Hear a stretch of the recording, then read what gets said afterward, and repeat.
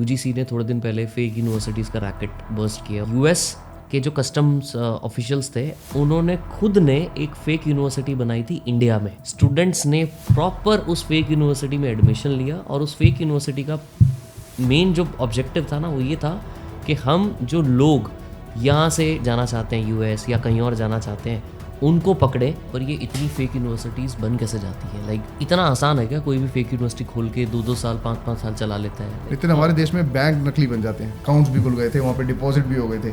तो यूनिवर्सिटी तो बहुत छोटी चीज़ है कि यार एक यूनिवर्सिटी पैसा कैसे कमाता है, क्योंकि कमीशन का बहुत बड़ा खेल है इसके अंदर। तो 40-50% जो पैसा आता है फीस का वो तो कमीशन में चले जाता और किसको जाती है कमीशन? है। ये कंसल्टेंट्स को, मार्केटिंग को, सेलिब्रिटीज़ को, ऐड करने के खर्चे को, इन सबको। बट आपने जब इस पूरे सिस्टम के अंदर आए आपने कुछ ऐसा शॉकिंग डिस्कवर किया जो आपको भी पहले नहीं पता था कि यार ये सब चल रहा है यहाँ पे? कोई सिस्टम ही नहीं है मेरिट निकालने का कि यूनिवर्सिटी रैंक 1 कैसे बनती है। बहुत सारी ना रैंकिंग एजेंसीज हैं, कोई भी यूनिवर्सिटी किसी भी प्राइवेट संस्था से कोई रैंकिंग ले लेगी और वो फिर रैंक 1 हो जाएगी और न्यूज़ चैनल्स पे और अलग अलग मैगजीन्स पे, अखबारों में आ जाएगा India's number 1 as per this agency, India's number 3 as per this agency. When you enter into a university, what do you easily spot कि यार ये चीज़ तो फेक है, ये चीज़ सही है?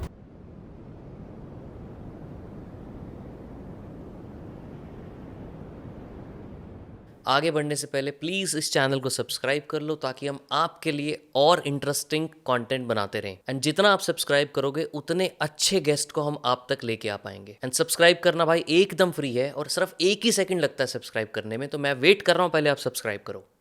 Thank you and enjoy the podcast. तो आज का जो मेरा ऑब्जेक्टिव रहेगा ना पूरी कॉन्वर्सेशन का, क्योंकि आप इसके अंदर एक्सपर्ट हो, आपने ऑलरेडी लाखों बच्चों को अपनी वेबसाइट के थ्रू, अपने प्लेटफॉर्म के थ्रू ऑनलाइन एजुकेशन के कोर्सेज प्रोवाइड किए हुए हैं। आपके इतने सारे अलायंसेज हैं बहुत सारी यूनिवर्सिटीज़ के साथ। पूरी इंडस्ट्री के अंदर कहाँ पे क्या प्रॉब्लम्स हैं, एजुकेशन को लेके लोग आपको मैनिपुलेट कैसे करते हैं, एजुकेशन में कौन कौन से स्कैम्स हो रहे हैं, मैं ये सब समझना चाहता हूँ। ठीक है, लेकिन मैं स्टार्ट आपसे इस बात पे करूँगा।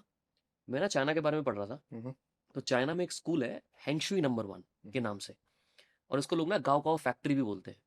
तो इसमें 4000 स्टूडेंट्स पढ़ते हैं एक बैच में, और उसमें सुबह आपको 5:30 बजे अलार्म बजता है और आपको शार्प 5:30 बजे उठना पड़ता है। 8 मिनट के अंदर अंदर आपको तैयार होके दौड़ लगाने के लिए बाहर आना पड़ता है। आपको 1.6 किलोमीटर सारे बच्चों को भागना पड़ता है, और 16 घंटे की लगातार उसके बाद कंटिन्यूस पढ़ाई होती है। रात को 10:10 पे आपको शार्प सोना पड़ता है। ये पूरा रूटीन आपको कंटिन्यूस 3 साल करना पड़ता है। 3 साल के बाद रिजल्ट ये था कि 87% ऑफ द बच्चे जो इस पूरे 4000 के बैच में से गए वो टॉप की यूनिवर्सिटीज में गए वर्ल्ड वाइड। लेकिन इन्हीं बच्चों में सबसे ज्यादा डिप्रेशन, सबसे ज्यादा मेंटल इलनेस के केसेस भी आए। तो जो चीज हम देखते हैं ना कोटा फैक्ट्री में हो रही है कि लोग सुसाइड कर रहे हैं, बच्चे परेशान हो रहे हैं, वो चाइना ने एक किस्म से इंडस्ट्रियल स्केल पे कर दिया। तो मुझे, because you are the expert in this, आपसे ये समझना है कि क्या इंडिया भी उसी जगह पे जा रहा है क्या? यस, मेंटल डिप्रेशन तो हम दे ही रहे हैं बच्चों को, क्योंकि हम उनसे जानना नहीं चाह रहे कि उनको क्या करना है। हम थोप रहे हैं उनको कि ऐसे करना है, ऐसे करना है। एक सोसाइटी का स्ट्रेस है, प्रेशर है मेरे पीर पीर मेंबर से, और करियर को रेपुटेशन मान लिया जाता है कि अगर मेरा करियर ठीक नहीं जाएगा तो मेरी रेपुटेशन में प्रॉब्लम आ जाएगी। मार्क्स के पीछे भगाया जाता है, एग्जाम्स के पीछे भगाया जाता है। तो यस, ये मेंटल डिप्रेशन तो दिया ही जाता है स्टूडेंट्स को। और सी, माँ बाप की भी मैं ये नहीं बोलूँगा कि गलती है। माँ बाप भी चाहते हैं कि बच्चे उनके इंडिपेंडेंट बने। ज़िंदगी भर माँ बाप अपने बच्चों के साथ तो रहेंगे नहीं, कभी ना कभी उनको छोड़ के जाएंगे ही। और सबसे बड़ी प्रॉब्लम जो उनको लगती है कि मेरे जाने के बाद अगर ये इंडिपेंडेंट ना हो पाए तो बड़ी प्रॉब्लम हो जाएगी। तो पर यस, हमें चांस देना चाहिए अपने बच्चों को, उनका उनका इंटरेस्ट जानने का। वो किस जॉब रोल में फिट हो सकते हैं, वो किस जॉब रोल में फिट होना चाहते हैं, हमें ये एक्सप्लोर करने का टाइम उन्हें देना चाहिए। नॉट कि आजकल ट्रेंडिंग क्या चल रहा है, आजकल ट्रेंडिंग बीटेक चल रहा है, आजकल ट्रेंडिंग एमएल चल रहा है, आजकल ट्रेंडिंग एआई चल रहा है। तो हम उस भीड़ के पीछे चले जाते हैं। तो मुझे लगता है कि हमें उनको चांस देना चाहिए एक्सप्लोर करने का, उनका उनका इंटरेस्ट लेवल जानने का। और जो हमारी स्कूलिंग का जो टाइम होता है वो एकदम परफेक्ट टाइम होता है जब हम ये जान पाते हैं कि वो किस फील्ड में जा पाएंगे। नहीं कि 3 ही प्रोफेशंस हैं जहाँ पे हम उन्हें पुश कर पाएंगे। तो बहुत सारे जॉब रोल्स हैं। मैं हमेशा कहता हूँ कि हमें जेनरिक पढ़ाई के पीछे नहीं, हमें जॉब रोल के पीछे भागना चाहिए। जैसे कोई इंजीनियरिंग करता है तो उसे मालूम होता है कि वो इंजीनियरिंग कर रहा है, और इंजीनियरिंग में भी वो सिविल कर रहा है, मैकेनिकल कर रहा है, ऑटो कर रहा है, इलेक्ट्रिकल कर रहा है, तो उसे पता है कि वो जॉब रोल में जाएगा। पर जो जेनरिक कोर्सेज हैं जैसे बीए, बीकॉम, बीबीए, ये जेनरिक कोर्सेज हैं, इनके अंदर बच्चा डिफाइन ही नहीं कर पाता कि वो किस जॉब रोल में लैंड करेगा। तो ये जॉब रोल डिफाइन होना बहुत जरूरी है। आपके पास कोई बच्चा है, कोई स्टोरी है जो बच्चा आया और उसने बोला यार मेरे साथ इतना स्ट्रेस या मेंटल फटीग चल रहा है कि मेरे को समझ नहीं आ रहा क्या करता है? मुझे रिसेंटली एक बच्चे का एग्जांपल याद आ रहा है, लखनऊ का था, जो हम्म, कि एडमिशन लिया उसने फर्स्ट ईयर में, हम्म, फिर उसके फादर साहब की तबीयत काफ़ी ख़राब हो गई तो उसे पढ़ाई छोड़नी पड़ी। तो अब एम्बिशन की कमी नहीं थी, मोटिवेशन की कमी नहीं थी, पर घर के हालात ऐसे थे कि वो नहीं पढ़ पाए, उसने पढ़ाई छोड़ दी और नौकरी ज्वाइन कर ली।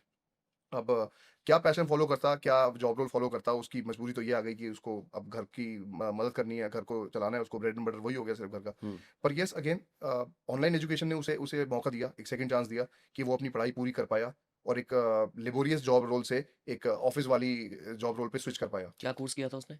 उसने बीसीए किया, ऑनलाइन? ऑनलाइन अच्छा। मतलब काम करते करते ऑनलाइन बीसीए किया, और आज डेटा एनालिटिक्स कर रहा है वो। हम्म, ऐसे बहुत सारे एग्जाम्पल है नितिन। स्विगी का एक लड़का आया थोड़े दिन हमारे पहले ऑफिस, तो अच्छा। बाहर खड़े होकर बोला कि ये तो वो कंपनी है जिसने हमें मुझे करियर काउंसलिंग की थी। तो जब हमें पता लगा कि ये स्विगी का लड़का है तो हमें कहानी जानने की कोशिश करी, हम्म, तो पता लगा कि बिहार से आता है, बड़े छोटे से डिस्ट्रिक्ट से, चंपारण से। हम्म, और एक डिलीवरी करता है, एक लेक्चर लेता है, एक डिलीवरी करता है, एक लेक्चर करता है। घर में 3 बहनें हैं, पापा टेलर हैं दिल्ली में। 3 साल हो गए दिल्ली आए हुए, 3 साल में पैसा इकट्ठा किया, अब कोर्स कर रहा है, बीबीए कर रहा है, पढ़ाई कर रहा है, और सपना देखता है कि मैं भी एक अच्छी एमएनसी में गुड़गांव नोएडा कहीं पे जॉब करूं। हम्म, तो देखिए, ऑनलाइन ने कितना अच्छा चांस दिया इनको हम्म। कि ये रेगुलर मोड ऑफ एजुकेशन नहीं ऑप्ट कर सकते थे, अफोर्ड कर सकते थे, तो इन्होंने ऑनलाइन का तरीका अपना लिया, जो कि रात को घर जाके पढ़ सकते हैं, सुबह स्टार्ट करने से पहले पढ़ सकते हैं, हम्म। डिलीवरी के बीच में पढ़ सकते हैं। तो ऐसी बहुत सारी कहानियां हैं जो हमें डेली मोटिवेट करती है, काफ़ी प्राउड फील करती कराती है हमको कि ऐसे ऐसे स्टूडेंट्स हैं, ऐसे ऐसे लर्नर्स हैं जिनकी हम मदद कर रहे हैं। बट रोहित भाई, स्कैम भी तो बहुत होते हैं। हम्म, मैंने इतने फेक यूनिवर्सिटीज, अभी इनफैक्ट यूजीसी ने थोड़े दिन पहले फेक यूनिवर्सिटीज का रैकेट बर्स्ट किया है, उनको पूरा का पूरा डी रजिस्टर किया है। हम्म, और वो चल रहे थे। इनफैक्ट मेरे को एक स्टोरी याद आती है। ये तो इन्वेस्टिगेटिव जर्नलिज्म के बीच में भी आ जाती है थोड़ा थोड़ा। तो यूएस के जो कस्टम्स ऑफिशियल्स थे, उन्होंने खुद ने एक फेक यूनिवर्सिटी बनाई थी इंडिया में। हम्म, ठीक है, और ये ट्रू स्टोरी है बाय द वे। तो यूएस का आइस बोलते हैं ना, इमिग्रेशन एंड हम्म, कंट्रोल का जो पूरा उनका डिपार्टमेंट है, उन्होंने एक फेक यूनिवर्सिटी बनाई, इंडिया में रजिस्टर की, इंडिया में वो फेक यूनिवर्सिटी चलाई। स्टूडेंट्स ने प्रॉपर उस फेक यूनिवर्सिटी में एडमिशन लिया, और उस फेक यूनिवर्सिटी का मेन जो ऑब्जेक्टिव था ना, वो ये था कि हम जो लोग यहाँ से डंकी मार के जाना चाहते हैं यूएस या कहीं और जाना चाहते हैं, उनको पकड़ें। और वो फेक यूनिवर्सिटीज का पूरा रैकेट उन्होंने बना के, खुद ही रैकेट एक्सपोज करके, खुद ही बना के, खुद ही पूरा पूरा स्टूडेंट्स का, और जो बीच में जो लाइसेंस होते हैं ना, मेरे को नाम नहीं टाम नहीं याद आ रही कि वो क्या होते हैं, जो डीलर्स होते हैं, क्या आप कुछ भी, कंसल्टेंट्स होते हैं। कंसल्टेंट्स बोल लीजिए, उनका पूरा का पूरा रैकेट बर्स्ट किया। तो इतना कुछ फेक चल रहा है कि मतलब ऑफिशियल गवर्नमेंट को भी स्टेप इन करके खुद ही ये फेक यूनिवर्सिटी खुद ही स्कैम करना पड़ रहा, एक्सपोज करने के लिए। तो बच्चे कैसे फिगर आउट करें कि भाई ये चीज़ सही है, ये चीज़ खराब है? सी, फॉर एंड फॉरमोस्ट, सबसे पहले हर इंडस्ट्री को हमारे देश में एक गवर्निंग बॉडी होती है जो कि गवर्न करती है। हर, चाहे वो फूड हो, चाहे वो बैंक्स हो, चाहे वो इंडस्ट्रीज हो, चाहे वो एविएशन हो, चाहे वो रेलवेज हो, हर किसी की एक मिनिस्ट्री है और मिनिस्ट्रीज की वेबसाइट है। पहला क्वेश्चन होना चाहिए कि ये मतलब ऑथराइज है कि नहीं है। हम्म, जो भी किसी भी मैं यूनिवर्सिटी में जा रहा हूँ तो ये ऑथराइज है कि नहीं है, सबसे पहला मेरा सवाल, चाहे कॉल पे चाहे ऑनलाइन, यही होना चाहिए कि ये रिकग्नाइज है कि नहीं है जो हमारे देश में रूलिंग मिनिस्ट्री है। तो बहुत सारे लोगों को मालूम ही नहीं होता कि यूनिवर्सिटीज को गवर्न कौन करता है, हम्म, कौन सी मिनिस्ट्री है जो गवर्न करती है। तो मैं बताता हूँ कि ऐसी ऑर्गेनाइजेशन है जिसका नाम यूजीसी है, यूनिवर्सिटी ग्रांट कमीशन। पहली चीज़, आपको वहीं जाके चेक करना चाहिए कि मैं जहाँ पे पढ़ने जा रहा हूँ ये यूनिवर्सिटी वहाँ पे लिस्टेड है या नहीं है। उनकी वेबसाइट पे उनकी जाके देखो। वेबसाइट पे जाके चेक करना चाहिए। तो यही हमारे कुछ पॉइंट ऑफ चेकलिस्ट होती है जो हम्म, हम चेक करवाते हैं स्टूडेंट से ही, कि पहला सवाल आपको ये करना चाहिए। पहले सवाल पे अगर आपको इधर उधर से जवाब आए कि मैं आपको पीडीएफ भेज दूंगा, मैं आपको ईमेल भेज देता हूँ, वो सारे जवाब खराब होते हैं। आप सिंपल एक यूआरएल मांगो गवर्नमेंट के डेटाबेस का कि मुझे वो यूआरएल दे दो जो कि जाके मैं चेक कर लूँ कि वो यूनिवर्सिटी यूजीसी की वेबसाइट पे है या नहीं है। हम्म, तो अगर अगर यूजीसी की वेबसाइट पे है तो वो हमारे देश में लीगल है, और अगर वो उस वेबसाइट पे नहीं है तो इलीगल है। हम्म, और बहुत ही स्ट्रिक्ट एक्शन भी लिया गया 2024 में यूजीसी के द्वारा। करीबन 20-25 यूनिवर्सिटी जो इलीगली ऑपरेट कर रही थी हमारी कंट्री में अलग अलग जगहों से, उनकी लिस्ट उन्होंने जारी करी अपनी वेबसाइट पे कि ये 24 यूनिवर्सिटीज़ हैं, इनमें जाके मत एडमिशन लीजिए। हम्म, पर सवाल ये आता है कि इतनी बड़ी जनता है, इतनी बड़ी पॉपुलेशन है, एक वेबसाइट पूरे कोने कोने तक कैसे पहुंच पाए। हम्म, सब, और टीयर 2 टीयर 3 के लोगों को तो यही नहीं मालूम होता कि कहाँ पे वेबसाइट पे चेक करूँ। इनफैक्ट यार, टीयर 2 टीयर 3 में पानी की बोतलें नकली मिलती हैं यार, वो कहाँ से चेक करेंगे कि फसाई की वेबसाइट पे ये है कि नहीं है, ये हम्म। बिस्लरी है या बिलसेरी है। बिल्सरी है। वो कहाँ चेक कर पाएंगे, उन्हें नहीं पता होता। तो हमारा भी मिशन यही है कि हम ये टीयर 2 टीयर 3 में लेके जा पाएं और उन्हें बता पाएं कि ये जगह है जहाँ से आप चेक करिए, पता लगाइए कि ये सही है या नहीं है, क्योंकि ये आपकी लाइफ का सवाल है। पानी आज खराब मिल गया, कल सही ले लेंगे। हम्म, पर ये तो मैं 3 साल लगा दूंगा, हज़ारों लाखों रुपए इसमें लगा दूँगा, रातों की नींद लगा दूँगा इसमें, अपना अपना टाइम लगा दूँगा और रिवर्सेबल नहीं है ये डिसीजन कि मैं दोबारा जाके रीस्टार्ट कर लूँगा, क्योंकि 3 साल लग जाते हैं। मुझे एक बात बताओ, पर ये इतनी फेक यूनिवर्सिटीज़ बन कैसे जाती हैं? लाइक इतना आसान है क्या कोई भी फेक यूनिवर्सिटी खोल के 2-2 साल 5-5 साल चला लेता है? लाइक लेकिन हमारे हाउ? देश में बैंक नकली बन जाते हैं। हाँ। हमारे देश में बैंक तक नकली बन जाते हैं। कई सारे स्टेट्स में नकली बैंक चल गए थे, वहाँ अकाउंट्स भी खुल गए थे, वहाँ पे डिपॉज़िट भी हो गए थे।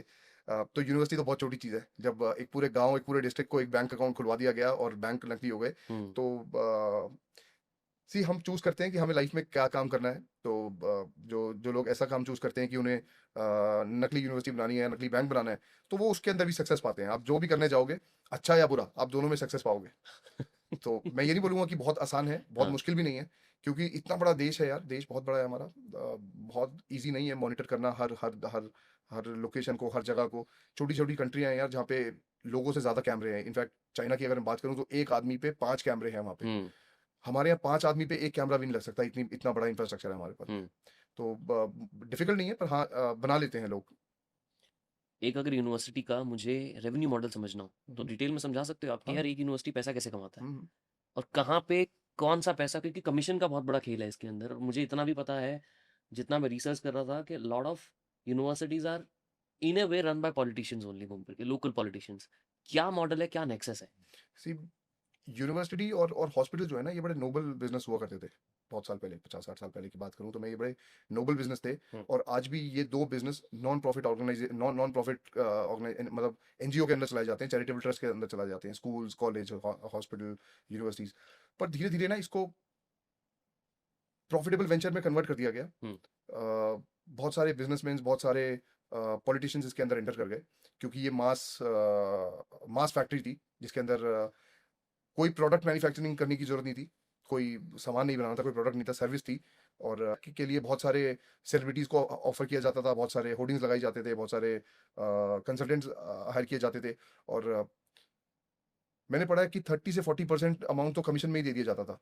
तो 40-50% जो पैसा आता है फीस का, वो तो कमीशन में चले जाता और है। ये किसको जाती है कमीशन? ये कंसल्टेंट्स को, मार्केटिंग को, सेलिब्रिटीज़ को, ऐड करने के खर्चे को, इन सबको। हाँ। उसके बाद में जो पैसा बचता है, उससे इंफ्रास्ट्रक्चर को मेंटेन किया जाता है, टीचर्स को सैलरी दी जाती है। हालाँकि बहुत सारी गवर्निंग बॉडीज़ है जो गवर्न करती है कि टीचर स्टूडेंट का रेशो क्या होता है। पर फिर भी आज बहुत सारी यूनिवर्सिटीज़ हैं जो एक एक टीचर से 100 बच्चों को पढ़ा रही हैं, एक टीचर से 150 बच्चों को पढ़ा रही हैं। होना कितना चाहिए? 1 से 25 होना चाहिए, अच्छा, जो जो यूजीसी कहती है, रिकमेंडेड ये है। रिकमेंडेड ये है, हाँ, पर पढ़ाया जाता है एक क्लास में 150 लोगों हाँ। को, 200 लोगों को, ऐसे ऐसे पढ़ाया जाता है। तो it's a game of business now, जो कि हॉस्पिटल और यूनिवर्सिटी दोनों को बिजनेस बना दिया गया है। और मैं समझता हूँ कि ये एक नोबल बिजनेस होना चाहिए, जहाँ पे पैसे से पहले हमें देश के बारे में सोचना चाहिए, हमें फ्यूचर के बारे में सोचना चाहिए कि हम एक नेक्स्ट लाइन ऑफ जनरेशन को तैयार कर रहे हैं। पर बिजनेस बना दिया तो आज ये बिजनेस हो गया है मेजोरिटी ऑफ द यूनिवर्सिटीज़ के लिए। मैंने तो ये भी सुना इनफैक्ट कि ये जो लैंड होता है यूनिवर्सिटीज़ का, स्कूल्स का, ये भी ऑलमोस्ट नेग्लिजिबल रेट पे, पे फ्री ऑफ कॉस्ट पे दिया जाता है। दिया जाता है, बिल्कुल क्या बिल्कुल। And on top of that, इससे जो टैक्स कोई भी नहीं लिया जाता, क्योंकि ये चैरिटेबल ट्रस्ट है। तो ऐसा क्यों? मतलब ये इन ए वे, इजंट दिस फंडिंग घूम फिर के पॉलिटिकल नेक्सस? सी अमेरिका में आज जो रैंक 1 यूनिवर्सिटी है, जो रैंक 1 कॉलेज है, जो सबसे बेहतर पढ़ाता है, वो प्राइवेट है। हाँ। वो प्राइवेट है और वो सबसे ज़्यादा पैसा लेता है। तो ये सिस्टम की फाउंडेशन में ये है कि हमने इसको क्यों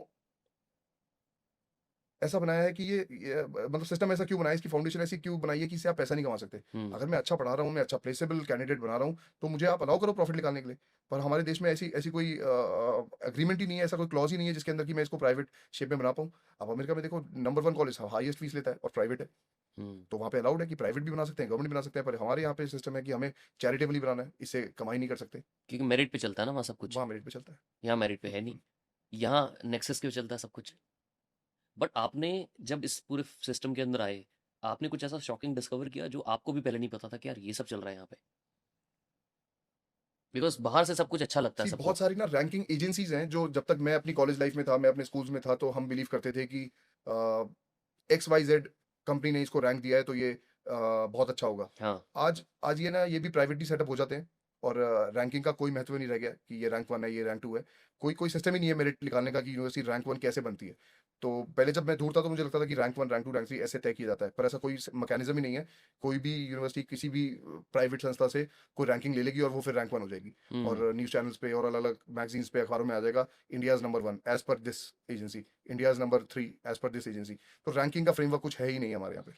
तो कोई एक ऐसी रैंकिंग एजेंसी है जिसको बिलीव करना चाहिए? कोई कोई कोई भी कोई ऐसी भी कोई ट्रुथफुलनेस वाली कुछ नहीं बचा? कोई भी नहीं है, कोई भी नहीं बची। एक भी नहीं? एक भी नहीं है, एक भी नहीं, किसी को भी जिसको हम मान सकते हैं कि ये रैंक सही करती होगी। क्या बात कर रहे हैं आप? ना सरकारी है ना प्राइवेट है।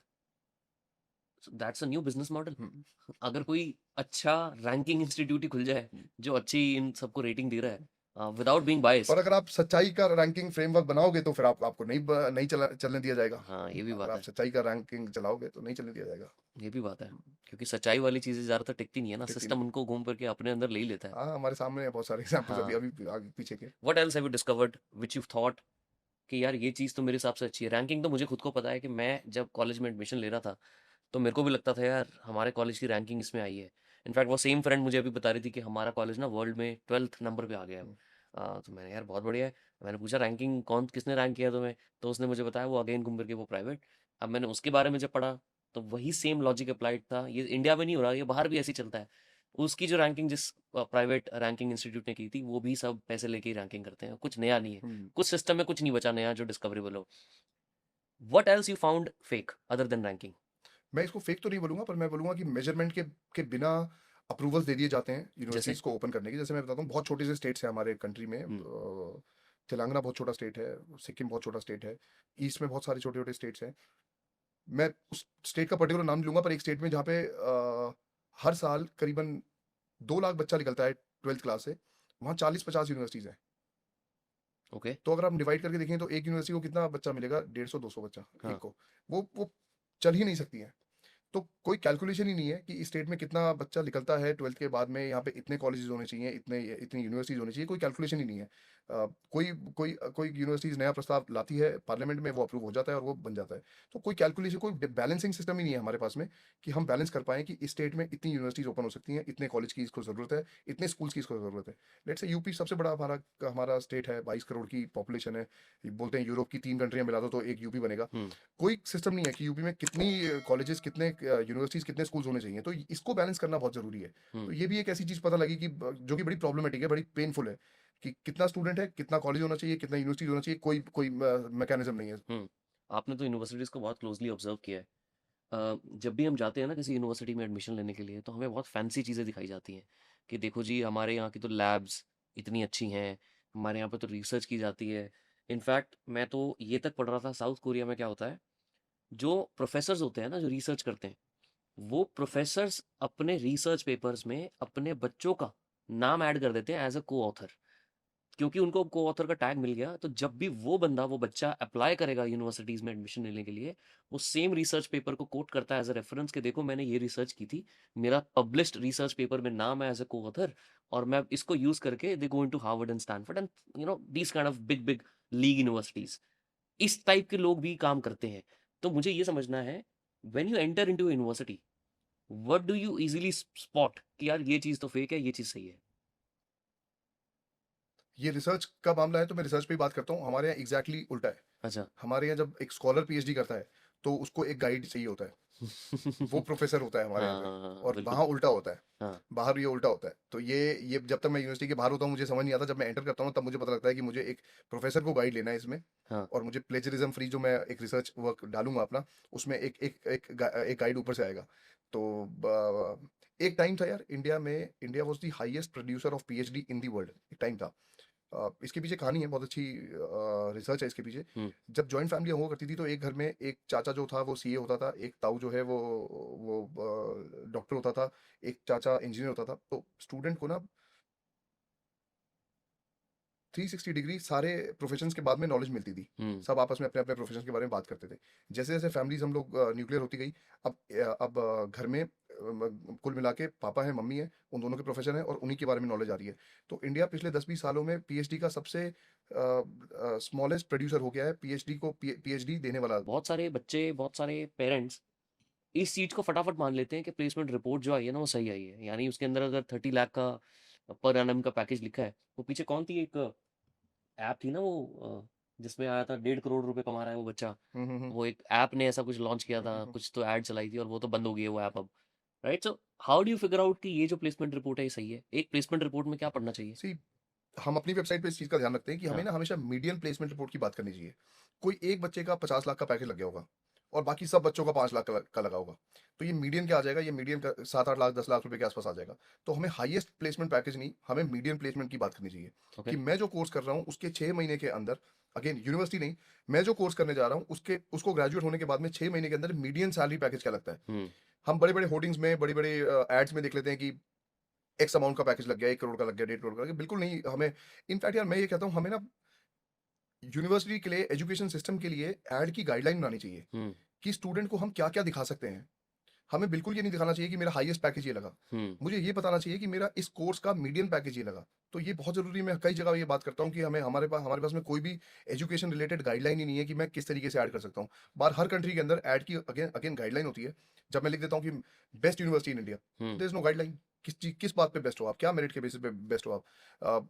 मेरी यूनिवर्सिटी में गूगल में इतने रुपए का पैकेज लगा, इतने रुपए की प्लेसमेंट लगी, देयर इज नो गाइडलाइन। हाँ। तो मीडियम पैकेज की बात क्यों नहीं करते हैं। Again this is one of the comparison factor on our website, जहाँ पे हम मीडियम प्लेसमेंट की बात करते हैं, not the highest placement which was offered. But difficult नहीं होता आपके लिए, क्योंकि लोग तो फिर ये बोलते हैं कि यार यहाँ पे तो 10 लाख की नौकरी लग रही है खाली, वहां तो 50 की लग रही कम से है। कम एक्सपेक्टेशन सेट राइट तो करें आज हम। हम्म। कम से कम स्टार्ट तो करें हम इसको कि 50 और 5 लाख में रियलिटी चेक तो दें बच्चों को। हम्म।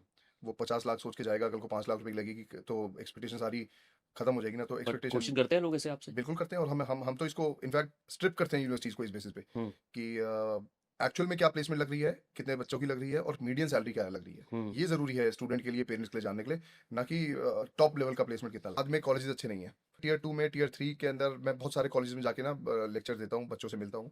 टियर 2 में, टियर 3 में कॉलेजेस यूनिवर्सिटीज के स्टूडेंट्स के हाल बहुत खराब है यार। मतलब बहुत खराब है, मतलब बहुत ज्यादा खराब है। क्या खराब है? Zero on confidence. Okay. Job role की की परवाह ही नहीं है कि क्या जॉब रोल में मुझे जाना है। मुझे बस, उन्हें बस ये बताया गया कि बीए कर लेनी है बस। हम्म। उसके बाद क्या होगा लाइफ में, क्या क्या बनेगा क्या नहीं बनेगा, कोई कोई क्लैरिटी नहीं है, कोई काउंसलिंग नहीं है उनकी। उनको उनको वो बात भी नहीं किसी से कर पाते। तो मैं कहता हूँ कि टॉप 10 में नहीं मिले तो उसके बाद में आप कोई जॉब कर लो। धीरे धीरे ऑनलाइन से उन टॉप 10 में से किसी एक को चूज करके अपनी पढ़ाई पूरी कर लो। हम्म। तो धीरे धीरे आप जॉब मार्केट में चले जाओगे, अच्छे अच्छे से चले जाओगे। प्रॉब्लम है कि टियर 2 टियर 3 सिटीज की यूनिवर्सिटी से बच्चा पढ़ाई करता है, कोई भी अच्छा कोर्स कर लेता है, पैसा लगा देता है, टाइम लगा देता है, अब उसको लगता है कि मुझे ऑफिस में काम मिलेगा। नहीं मिल पाता। वो फिर लेबर किसी जॉब में जाता है, धीरे धीरे अपने आप को तैयार करता है, और उसके बाद में फिर जॉब लग पाती है उसको। तो टाइम वेस्ट हो गया ना उसका 3-4 साल 5 साल का। हाँ। बट टॉप 10 यूनिवर्सिटी जाना वर्सेस उन्हीं टॉप 10 यूनिवर्सिटीज के साथ ऑनलाइन कोर्स करना, हम्म। दोनों में डिफरेंस तो बहुत होगा। एक एक्सपीरियंस का जो फर्क होता है, लेकिन जो पढ़ाई की बात कर रहा हूँ मैं, उसमें क्या सी बेनिफिट्स होते हैं? ये बड़ा अच्छा सवाल है। क्वालिटी सेम मिलती है। हाँ। वही फैकल्टी जो टॉप 10 के अंदर रेगुलर स्टूडेंट्स को पढ़ा रहे हैं, वही फैकल्टी ऑनलाइन के अंदर भी पढ़ाते हैं। सेम फैकल्टी, सेम फैकल्टी पढ़ाई सेम जाती कोर्स है, same material. Same course material, same class मिलती है। इट्स जस्ट दैट आप यूनिवर्सिटी में नहीं जाते, हम्म। क्योंकि ये ऑनलाइन है। ये पूरे इंडिया में आप कहीं भी बैठ के पढ़ाई कर सकते हो। बट यूनिवर्सिटी को फायदा क्या होता है इससे, ये सब करने से? यूनिवर्सिटी को नहीं, हमारे देश में ये कानून निकला इस पे। हमारे देश में जो टोटल एनरोलमेंट रेशो है, जिसको हम जीईआर बोलते हैं, ग्रॉस एनरोलमेंट रेशो, वो हमारे देश में सिर्फ 24% है। इसका मतलब है कि अगर 100 बच्चे 12th पास करते हैं तो सिर्फ हम्म। 24 बच्चे ग्रेजुएट हो पाते हैं। अच्छा। इस रेशो को बढ़ाना है हमें 2030 तक, 2035 तक, एज पर हमारी गवर्नमेंट। क्योंकि हमारा देश पढ़ा लिखा कभी बन ही नहीं पाएगा जब हमारे देश में कम से कम 50% एनरोलमेंट रेशो नहीं होगा। यदि 100 हम्म। बच्चे क्लास 12 से निकले तो 50 बच्चे ग्रेजुएट करके निकले। अब बाकी कंट्रीज में क्या है ये एनरोलमेंट रेशो? बाकी कंट्रीज में ये 70% है, 75% है, वाओ। इतना है डेवलप्ड में? डेवलप में। अच्छा। और अब सवाल ये निकला कि इतना बड़ा इंफ्रास्ट्रक्चर तो बन नहीं सकता। आज 1000 यूनिवर्सिटीज है, कल 2000 तो हो नहीं सकती है, 3000 तो हो नहीं सकती है इतनी जल्दी। तो ये ऑनलाइन मोड हमने कॉपी किया वेस्ट से, हम्म। कि ऑनलाइन मोड के थ्रू ही हम बच्चों को जल्दी और एट मास ग्रेजुएट कर सकते हैं, एजुकेट कर सकते हैं। तो बेसिकली अगर मैं इसको सिंपल भाषा में लोगों को समझाऊं, तो कॉलेज विद्या पे जो टॉप यूनिवर्सिटीज़ हैं, जो आप ड्रीम करते हो जिसमें जाना, जिसमें आप एस्पायर करते हो जाना, जो आप शायद किसी भी रीज़न से नहीं जा पाए, मे बी फीस की वजह से नहीं जा पाए, मे बी कॉम्पिटिशन की वजह से नहीं जा पाए, वहाँ पे through college Vidya you can get the same kind of education, same kind of course online. Online and lot of IIMs are there, lot of IITs are there. Hmm. देश के best of the best universities हैं जो online में offer कर रहे हैं। And see we ask student की 4 चीज़ों पे चेक करना बहुत जरूरी है। वन इज कि अप्रूवल ऑफ दैट यूनिवर्सिटी। आप अप्रूवल यानी जो यूजीसी की बात यूजीसी कर की रहे थे, बात कर रहा हूँ, ठीक पहला है। वो अप्रूवल होना चाहिए। दूसरा एलएमएस का एलएमएस देखना चाहिए आपको। LMS is learning management system. Hmm. क्योंकि ऑनलाइन में आप क्लास नहीं जा रहे हो, आपको क्लास का एनवायरनमेंट नहीं रह रहा, तो एक एलएमएस मिलता है जो ऑनलाइन लर्निंग मैनेजमेंट सिस्टम होता है। वो एक वर्चुअल क्लास होती है आपकी। हम्म। तो बहुत सी यूनिवर्सिटीज आपको वो एलएमएस नहीं देखने देती हैं। तो हम अपनी वेबसाइट पे जो जितनी भी यूनिवर्सिटीज हैं उन सबका एलएमएस आपको दिखाते हैं। थर्ड, और ये सबका एलएमएस हर यूनिवर्सिटी का अलग होता है? हर किसी का अलग होता है, हर अच्छा, किसी का आपका एक अलग। स्टैंडर्डाइज एलएमएस नहीं, नहीं है? मेरा हमारा एलएमएस हाँ, नहीं है, we don't teach students, university इसी करती हैं। अच्छा। थर्ड, कि मेरे इस कोर्स की प्लेसमेंट क्या है। और फोर्थ है कि मुझे ऑनलाइन मोड में मुझे सपोर्ट करने के लिए रिप्रेजेंटेटिव या आदमी कौन मिलेगा, क्योंकि हुँ, ऑफलाइन में तो मेरे को क्लास पसंद नहीं आई, मैं सीधा किसी को जाके यूनिवर्सिटी में मिल सकता हूँ। पर ऑनलाइन में तो मुझे कोई पता ही नहीं होता कि मुझे बात किससे करनी है। हाँ, तो मेरा सपोर्ट सिस्टम कौन होगा, मुझे किससे बात करनी होगी अगर मुझे कोई भी प्रॉब्लम होगी। और थर्ड बहुत इंपॉर्टेंट है, ऑनलाइन में रिफंड मैकेनिज्म पता होना स्टूडेंट को। अच्छा। किसी भी इनफैक्ट कोई भी यूनिवर्सिटी की वेबसाइट पे रिफंड की टर्म कंडीशन नहीं लिखी हुई होती है हुँ, कि अगर मैंने पैसा दे दिया और मुझे अगर वापस चाहिए तो मेरा रिफंड मैकेनिज्म क्या होगा। तो ये 30 फैक्टर में से कुछ फैक्टर्स हैं जो कि मोस्ट इंपॉर्टेंट फैक्टर्स हैं, हम स्टूडेंट को बोलते हैं ये सारे चेक करके तभी डिसाइड करना। क्योंकि अगर आप मकान लेने जाओगे तो ज़मीन देखने के लिए जाओगे। हुँ, ऑनलाइन तो मकान नहीं खरीद लोगे कि ऑनलाइन ऐसा दिखता है मकान तो मैं ज़मीन पर, ऑनलाइन यूनिवर्सिटीज़ में मैं देखने नहीं जाता। तो ये सारी चीज़ें हैं जो कि आपको चेक करनी चाहिए। इनफैक्ट एलुमनाई से बात करना बहुत ज़रूरी है। हुँ, जो यूनिवर्सिटीज़ अपने एलुमनाई को छुपाती है आपको बोल के कि वो प्राइवेसी कंसर्न है, एक प्राउड यूनिवर्सिटी कभी भी अपने एलुमनाइज़ को छुपाएगी नहीं आपसे। हुँ। वो ओपनली बोलेगी कि ये एलुमनाई है, इन्होंने कोर्स किया था, ये यहाँ काम कर रहे हैं, इनसे आप बेझिझक बात कीजिए। बट आपने बीच में ना प्लेसमेंट की बात की। हुँ। जो यहाँ से ऑनलाइन एजुकेशन करते हैं, उनको प्लेसमेंट भी मिलती है? उनको ही प्लेसमेंट मिलती है और वो सेम प्लेसमेंट फेयर्स में बैठते हैं, जो मेन जो कैंपस मेन का कैंपस का ऐसे कैसे प्लेसमेंट हो होता सकता है? है। जब भी प्लेसमेंट फेयर्स होते हैं, प्लेसमेंट मेलाज़ होते हैं, प्लेसमेंट कंपनीज़ आती हैं, नहीं, जो कैंपस में मान तो लो मैं आईआईटी दिल्ली में पढ़ रहा हूँ, हुँ, ठीक है? मैं पढ़ा भी वहीं हूँ। आईआईटी दिल्ली आपके साथ एसोसिएटेड है फॉर अ यूनिवर्सिटी वो वेरियस कोर्सेज़ फॉर हाँ। वेरियस कोर्सेज़, ठीक है? अब आईआईटी दिल्ली में for the IIT Delhi specific students एक कैंपस प्लेसमेंट का ड्राइव चल रहा है, जहाँ पे कुछ कंपनीज़ आ रही हैं। उन्हीं में ये वाले बच्चे भी एलिजिबल इनको भी होंगे? इनवाइट किया जाता है कि इस दिन है ये प्लेसमेंट, कंपनीज़ आएँगी, यू कैन आल्सो सिट। और मैं आपको बताऊँ, जब ये कंपनीज़ आती हैं तो इनको इन इन कंपनीज़ को एक स्टूडेंट तो मिलता है जो 3 साल कैंपस में रह के पढ़ाई करी है जिसने, हुँ, और एक स्टूडेंट मिलता है जिसने 3 साल बाहर बैठ के पढ़ाई करी है विद आईआईटी दिल्ली ओनली, और साथ में उसने काम भी किया है कंपनीज़ में। हुँ। तो इसके पास में एक डिग्री भी है और इसके पास में एक्सपीरियंस भी है, इसने दुनिया को भी देखा है, इसने स्ट्रगल भी करी है। तो दोनों में से किस बच्चे के चांसेस ज़्यादा होते हैं? जो बात नो पूछ रहा है। नो डाउट हुँ, कि ये वाले ऑनलाइन करने वाले बच्चे ज़्यादा होते हैं, पर ऑनलाइन करने वाले बच्चों के पास में एक्सपीरियंस भी होता है, जो हुँ। कि इनसाइड वाले के पास नहीं पर ये होता है। बच्चे ऑब्जेक्ट नहीं करते? पीछे मैंने एक चीज़ देखी थी कहीं पे एक यूनिवर्सिटी है, तो उसमें क्या हुआ कि उन जो रेगुलर वहाँ पे बच्चे पढ़ रहे थे, उन्होंने ऑब्जेक्ट किया कि यार हमारे साथ में ये जो ऑनलाइन पढ़ रहे हैं, इनको आप क्यों प्लेसमेंट में बिठा रहे हो? क्योंकि हमने तो बहुत फीस दी है, हमने तो 3 साल कैंपस में बिताए हैं। ये बच्चे आ रहे हैं, कोर्स कर रहे हैं और कोर्स करके हमारे साथ ही प्लेसमेंट में बैठ रहे हैं। तो ऐसा कभी नहीं हुआ? नितिन ऐसा हुआ था, पर देखिए दोनों के ऑब्जेक्टिव अलग है। हाँ। कंपनीज जब आती हैं तो उनको फ्रेशर से एक अलग एक्सपेक्टेशन रहती है, और जो ऑनलाइन मोड के में आया है उससे एक अलग एक्सपेक्टेशन रहती है। इसने फीस ज़्यादा दी है, हुँ, जो रेगुलर कैंपस में रहा है इसने फीस कम दी है, इसके पास एक्सपीरियंस है, ये कम सैलरी में भी काम कर लेगा। हुँ, ये अभी अपना करियर स्टार्ट कर रहा है, ये इसने अच्छी फीस दी है तो इसको ट्रेनिंग भी दी जाएगी कंपनी से। तो हुँ। इन दोनों की एक्सपेक्टेशन कंपनी से भी अलग अलग होती है। और ऑनलाइन वाले के लिए साल भर ओपन रहती है प्लेसमेंट फेयर। अच्छा, ग्रेजुएट के लिए वंस दे ग्रेजुएट उसके बाद ही वो काम करना स्टार्ट कर सकते हैं। करेक्ट। ऑनलाइन वालों के लिए all the round the year start रहता है। हुँ। तो इंटर्नशिप्स में जा सकते हैं, ये ट्रेनीज के जॉब रोल्स में जा सकते हैं, क्योंकि ऑनलाइन कर रहा है ना, इसकी सैलरी की एक्सपेक्टेशन बहुत ज़्यादा नहीं है। हुँ। मैं ना भाई और एक फ़िनलैंड का मॉडल है, उसके ऊपर रिसर्च कर रहा था। तो फ़िनलैंड सिर्फ़ एक ऐसी कंट्री है जहाँ पे जैसे हमारे यहाँ तो 3 साल का बच्चा होता है, उसको उसी टाइम पे स्कूल में भेजना शुरू कर देते हैं 3 साढ़े 3 साल में। फ़िनलैंड में मिनिमम एज है 7 साल। 7 साल से पहले आप अपने बच्चे को स्कूल में नहीं भेजते। कोई होमवर्क नहीं मिलता, कोई कॉम्पिटिशन नहीं होता, कोई आपके एग्ज़ाम्स नहीं होते साल के एंड में। Free from all the competition and chaos. और सबसे ज़्यादा बच्चे फ़िनलैंड के टॉप यूनिवर्सिटीज़ में जाते हैं, उसके बावजूद भी। यहाँ पे जितना प्रेशर है आईआईटीज़ में जाने का, इतनी बड़ी-बड़ी यूनिवर्सिटीज़ के कॉम्पिटिटिव एग्ज़ाम्स को क्रैक करने का, मुझे आज तक समझ में नहीं आया कि हमारे यहाँ पे इतना प्रेशर क्यों है, जबकि सेम फ़िनलैंड जैसी country without having any kind of pressure at all is performing better than us. सारा सारा जो प्रॉब्लम है ना, सारी जो प्रॉब्लम है उसका जड़ है कि हमारी पॉपुलेशन और उसके हिसाब से इंफ्रा ना होना। हुँ, सिंपल सिंपल है ये। चाइना ने इस चीज़ को देखा और इस चीज़ पे इसको प्रॉब्लम को मतलब वो बोलते हैं ना कि डिसएडवांटेज को एडवांटेज में कन्वर्ट कर दिया। कि चाइना को पता था कि उसके पास भी पॉपुलेशन ज़्यादा है, तो उसने अपने आप को कन्वर्ट किया कि मैं स्किल में कन्वर्ट कर दूँ अपनी पॉपुलेशन को, की नॉलेज को स्किल में डाल दूँ और दुनिया के लिए प्रोड्यूसर बन जाऊँ, हुँ। दुनिया के लिए मैन्युफैक्चरिंग यूनिट बन जाऊँ। तो इंडिया को भी सेम लाइन्स पे जाना पड़ेगा। अभी तक क्यों नहीं गए? क्या प्रॉब्लम है आपको लगता है कि हम नहीं जा पा रहे?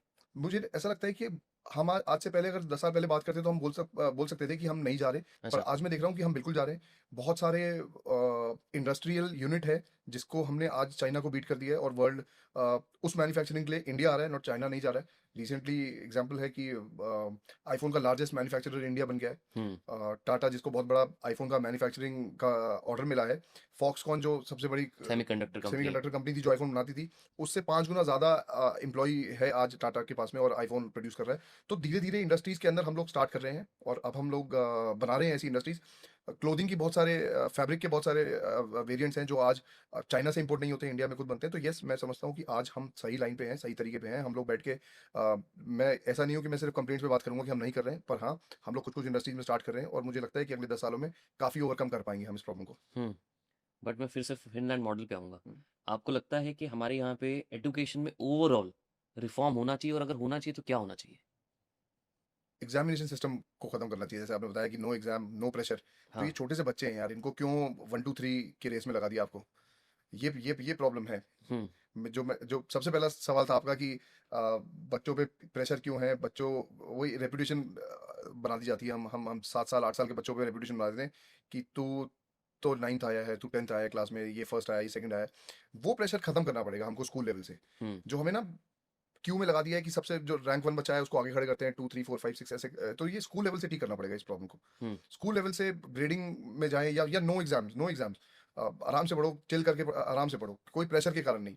हम पे प्रेशर क्या होता है? एक से दूसरी क्लास जाना है, विद अच्छे नंबर ऑफ मार्क्स जाना है, पेरेंट्स को हैप्पी बनाना है।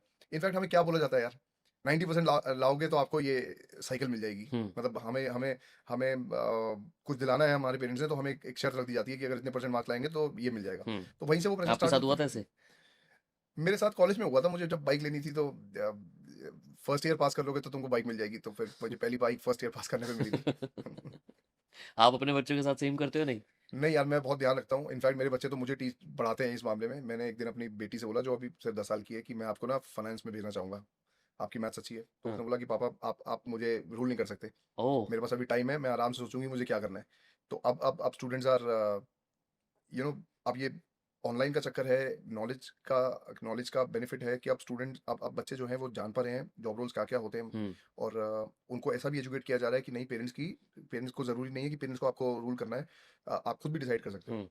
तो भाई मैं खुद भी कंपनी चलाता हूँ, ठीक है? मैं आपको एक स्टोरी बताता हूँ, और मैं क्यों आपको स्टोरी बता रहा हूँ वो भी आपको बताऊंगा, ठीक है? हमारे यहाँ पे ना एक प्रोडक्ट है, जो प्रोडक्ट हम लास्ट 4-5 साल से कोशिश कर रहे थे या सोच रहे थे कि बनाएंगे। उस प्रोडक्ट को बनाने के लिए हमें ये क्लियर था कि यहाँ पे कम से कम 100 से 200 लोगों की टीम बिठानी पड़ेगी, जिनका काम होगा मैनुअली कुछ डेटा को एनालाइज करना, ठीक है? तो हमें लगता था कि यार 100-200 की टीम बिठाना और उसको मैनेज करना, it's a nightmare, right? So for me, I believe in very lean team. मेरे को होता है कि 20-25 से ज़्यादा की टीम होनी चाहिए कंपनी में। मेरा खुद का पर्सनल ये मानना है, I don't want a 200-500 employees team. I am very happy with 20 employees team, और मैं उसी तरीके से उस कंपनी को रन करता हूँ। तो जब मेरे माइंड में था ना कि यार 100-200 लोगों की कंपनी, मतलब टीम को बनाना पड़ेगा उस प्रोडक्ट के लिए, मैंने वो प्रोडक्ट को बनाया ही नहीं। जब चैट जीपीटी आया, जब क्लॉड आया, जब ऐसे ऐसे प्रोडक्ट्स आए, इसको यूज करके मैंने वो same product without having a single employ वो बना लिया, वो रिलीज कर दिया डिप्लॉय और कर दिया। डिप्लॉय कर दिया। और आज की डेट में 20-25 एंटरप्राइज कस्टमर्स हैं उस पर्टिकुलर प्रोडक्ट के। तो जो चीज को बनाने के लिए 200 लोगों की टीम लगती, वो आज जीरो में हो रही है। तो एडुकेशन या स्किल सेट का तो कहीं बीच में कहीं रोल ही नहीं रह गया ना फिर। तो अब क्योंकि आप देख रहे हो खुद से कि यार यूनिवर्सिटीज के अंदर बच्चों के ऊपर एआई का क्या इम्पैक्ट आ रहा है, मैंने तो आपको लाइव एग्जांपल बता दिया। आई एम श्योर आपने भी बहुत सारी ऐसे एग्जांपल्स होंगे अपने खुद के बिजनेस में, जहाँ पे आपने ऑटोमेशन की होंगी, जहाँ पे आपने प्रोडक्ट्स को इंप्रूव किया होगा। कॉलेज विद्या के अंदर भी आपने बहुत जगह पे एआई यूज किया होगा। तो tell me, what do you see the impact of AI on education? नहीं तो मुझे याद आता है, आज से 20 25 साल पहले ना, हम जब खुद पढ़ाई कर रहे थे स्कूल में कॉलेज में, तो हमें प्रॉब्लम आती थी रात को और प्रॉब्लम का सोल्यूशन नहीं मिलता था, तो नींद नहीं आती थी रात को। हम्म। बड़ी प्रॉब्लम हो जाती थी रात में कि ये प्रॉब्लम कैसे फंस गई, मैं क्यों नहीं सॉल्व कर पा रहा। उस समय मुझे याद है 2000 1998 1999 में, जब नहीं था इंटरनेट, नहीं था गूगल, नहीं था, तो हम बड़े फंस जाते थे। और आज आज के स्टूडेंट्स, आज का लर्नर जो है ना, प्रॉब्लम को यूं फिक्स करना जानता है। हम्म। और वो मल्टी डोमेन प्रॉब्लम सॉल्वर हो गया है। अब उसको एआई की वजह से ये नहीं है कि वो सिर्फ अपने सब्जेक्ट की प्रॉब्लम को सॉल्व कर सकता है, आप उसको एक्स वाई जेड कोई भी डोमेन की प्रॉब्लम दो, वो सॉल्व कर सकता है। तो मैं फर्म बिलीवर हूँ इस चीज़ का कि लर्नर के लिए एआई जो है, ये ब्रह्मास्त्र है। ये बहुत ज़बरदस्त चीज़ मिली है इसको, और इस जनरेशन को मिली है कि जहाँ पे ये मल्टी डायमेंशनल हो सकता है। इसको फाइनेंस की प्रॉब्लम सॉल्व करनी है, फाइनेंस की प्रॉब्लम सॉल्व कर सकता है। इसको मार्केटिंग की प्रॉब्लम सॉल्व करनी है, मार्केटिंग कर सकता है, डिजिटल की कर सकता है। तो human will be super human in coming 5 to 10 years, yes, जो जॉब रोल्स हैं, जो रिपीटेड जॉब टास्क करते हैं, वो जाएंगे। तो स्टूडेंट को थोड़ा स्मार्ट होना पड़ेगा कि मेरी जॉब रोल ऐसा तो नहीं है जहाँ पे मुझे रिपीटेड टास्क करनी है, एक ही टास्क डेली करनी है। Those will be replaced by robots, those will be replaced by AI. तो लेट्स से मैं कई सारे रेस्टोरेंट्स ऐसे देख रहा हूँ जहाँ पे जो सर्व करते थे वेटर्स, उनका काम जा रहा है, धीरे हम्म धीरे रोबोट्स आ रहे हैं। मैं भी रिसेंटली सिंगापुर गया तो मैं वहाँ तो एक रेस्टोरेंट में गया जहाँ पे वेटर्स थे ही नहीं। हम्म क्यूआर था टेबल पे, उसी पे हमने अपना ऑर्डर दिया और रोबोट लेके आया, सब कुछ लगा दिया प्लेट पे। उनको मैंने इनफैक्ट ये बोला कि सर्व कर दो प्लेट में, तो उसने सर्व भी कर दिया। वाओ। तो रिपीटेड जॉब जो है वो जाएगी, but yes I believe that human will become super human in next 5 to 10 years। आपने एक वर्ड बीच में बोला जो मैं हाईलाइट करना चाहता हूँ, लर्नर। पॉइंट सारा वहीं पे है घूम फिर के। अगर कोई लर्नर नहीं है ना, तो वो एआई तो उसकी तो जॉब खाने ही वाला है। बिल्कुल खाएगा, राइट। बिल्कुल खाएगा। कौन कौन सी ऐसे कोर्सेज हैं जो आपने ऑब्जर्व किए हैं कि यार ये तो सबसे पहले किल होंगे, या ये जॉब्स या स्किल्स सबसे पहले किल होंगे because of the impact of AI? एक मैंने हॉस्पिटैलिटी का एग्जांपल दिया। हाँ। बैंक्स में क्लर्क्स, बट इंडिया में हॉस्पिटैलिटी में रोबोट्स आना अभी इट्स स्टिल फार फेच्ड। बहुत दूर नहीं है वो दिन, अच्छा। बहुत दिन दूर नहीं है वो, एक साल के अंदर आ जाएंगे और टेस्टिंग ऑलरेडी चल रही है। हम्म तो बहुत दूर नहीं है ऐसा दिन। बैंक्स में बहुत सारी क्लरिकल जॉब्स हैं जो कि अगेन रिप्लेस हो जाएगी। सपोर्ट स्टाफ का बहुत सारा जो सपोर्ट स्टाफ है, चाहे वो एजुकेशन में हो, चाहे वो फैक्ट्रीज में हो, सपोर्ट स्टाफ रिप्लेस हो जाएगा। तो अगेन मतलब रिपीटेड जॉब जो भी करता है, एक ही जॉब डेली जो करता है जिसमें न्यू थिंकिंग की रिक्वायरमेंट नहीं है, हम्म वो जॉब्स अगेन रिप्लेस होगी। और ऐसे कौन कौन से कोर्सेज हैं जो आपको लगता है कि अब फायदा नहीं बचा उसको करने में? ऐसे कोर्सेज भी हैं? पिछले 10 सालों से हम सुनते आ रहे हैं C S C, computer science engineering, computer science engineering. आज जो बच्चा सेकंड ईयर में, थर्ड ईयर में है ना, उसको फिर आ गया है कि मैं ये ठीक कर भी रहा हूँ या नहीं कर रहा हूँ। हम्म कोडिंग हैज बिकम, आप आई एम श्योर कि आप कंप्यूटर बैकग्राउंड से आते होगे कि आपने पूरा सॉल्यूशन बना मैं के डिप्लॉय कर मैकेनिकल दिया। बैकग्राउंड से हूँ, but I am a self taught coder. तो मेरा मेरा को फाउंडर है जो कि कॉमर्स बैकग्राउंड से आता है, और हम लोग एक ऐप की बहुत दिन से बात कर रहे थे, हाँ। फैमिली क्लैन नाम है उसका, कि फैमिली को हम लोग कैसे जोड़ सकते हैं एक जगह पे। उसने वो क्लॉड पे बिल्ड करके डिप्लॉय कर दी है, और वो कॉमर्स बैकग्राउंड से आता है। हम्म तो और ये सब सुन भी रहे हैं, तो मुझे लगता है कि कंप्यूटर साइंस की जो जॉब्स हैं, कोडिंग की बेसिकली जो जॉब्स हैं, वो जाने वाली हैं, वो स्पेशली जाएंगी। Entry level coding jobs. Specially entry level अभी अभी से फेयर हो गया उसका। तो क्या करे बच्चे फिर? मुझे लगता है एवरी सेकेंड ना, एवरी माइक्रो सेकेंड डेटा बहुत प्रोड्यूस हो रहा है हम्म हर जगह। एक पोइट की कोट याद आती है, बचपन में पढ़ी थी शायद थर्ड या फोर्थ क्लास में, कि water water everywhere but not a drop to drink. है ना, एक था ऐसा, हाँ। शिप पे कहीं खो जाते हैं वो लोग। तो आज मुझे ऐसा लगता है कि डेटा डेटा एवरीवेयर, पर उस डेटा का क्या करना है किसी को पता नहीं है। हम्म तो डेटा एनालिटिक्स, हम सिर्फ बोल देते हैं it's a very small term, पर डेटा एनालिटिक्स बहुत बड़ा समुंदर है इन एवरी इंडस्ट्री। चाहे वो एजुकेशन हो, एविएशन हो, हॉस्पिटैलिटी हो, कोई भी इंडस्ट्री हो, डेटा को माइनिंग करना, डेटा को एनालाइज करना, डेटा के थ्रू डिसीजंस लेना, मुझे लगता है ये जॉब रोल बहुत बड़ा होगा अभी, क्योंकि हर सेकंड, हर माइक्रो सेकंड बहुत हजारों डेटा बने जा रहा आपसे मैंने ये तो पूछ लिया कि कौन सी डिग्री में थोड़ा थोड़ा फियर आ रहा है है। बच्चों को। कौन सी डिग्री ऐसी है जो अगले 5 साल में और स्ट्रांग हो जाएंगी? या स्किल्स की अगर मैं बात कर लूँ। जॉब रोल स्पेसिफिक डिग्रीज आ जाएंगी यार। अच्छा। बहुत सारे नए जॉब रोल्स क्रिएट होंगे एआई के। अभी डिजिटल में हमारे बहुत सारे जॉब रोल्स क्रिएट हुए। हम्म कंटेंट क्रिएटर जैसे एक one of the job role आया, वीडियो एडिटर नया जॉब रोल आया। बहुत सारे जॉब रोल जो डिजिटल से क्रिएट हुए, ऐसे ही एआई से भी क्रिएट होंगे। वीडियो एडिटर तो पर बहुत टाइम से था ना। What is the new thing that has come in video editor? New age editing जो हमने एआई को लेके करी हाँ, वीडियो एडिटर प्रॉम्प्टिंग में, एडिटिंग बोल प्रॉम्प्ट रहे हैं एडिटिंग जिसको। जो करी हाँ। हमने, तो वो मुझे लगा एक नया जॉब रोल क्रिएट हुआ। तो एआई से भी बहुत सारे नए जॉब रोल्स क्रिएट होंगे। प्रॉम्प्ट इंजीनियरिंग है जिसकी हम्म हम लोग ने कभी बात नहीं सुनी थी कि ये क्या होता है, क्योंकि हमें लगता है कि, मुझे लगता है कि हम इंडियंस को अपनी बात बोलना बहुत आसानी से नहीं आता। हम्म तो ये तो हमारे लिए बहुत अच्छा जॉब रोल रहेगा, प्रॉम्प्ट इंजीनियरिंग। डीप टेक बहुत अगले 5 सालों में आने वाली चीज़ है। ड्रोन इंजीनियरिंग, ये सब तो नेक्स्ट लेवल जॉब रोल्स हैं। हम्म तो अगेन मुझे इन जॉब रोल्स को देखना है और उस जॉब रोल के अंदर तैयारी करनी है। Anything in particular? जब कोई आपकी वेबसाइट पे जाता है इंसान, ठीक है, क्या क्या चीज़ें हैं? कैसे, how do a person select a job और अ स्किल और अ कोर्स? सी फर्स्ट मतलब मैं हूँ, ठीक है, और मेरी हॉस्पिटैलिटी का बैकग्राउंड है, या मुझे है कि मुझे हॉस्पिटैलिटी में कुछ करना है, मैं 10वीं 11वीं में हूँ, 12वीं में पढ़ रहा हूँ। मैं क्या अपने अंदर पहले समझूं, अपने आप से क्या 3 4 सवाल पूछूं जिसके बेसिस पे मैं फिगर आउट करूं कि मेरे लिए ये कोर्सेज ज़्यादा अच्छे हैं? सो नितिन, हम 14 सवाल पूछते हैं पहले आपसे, हाँ।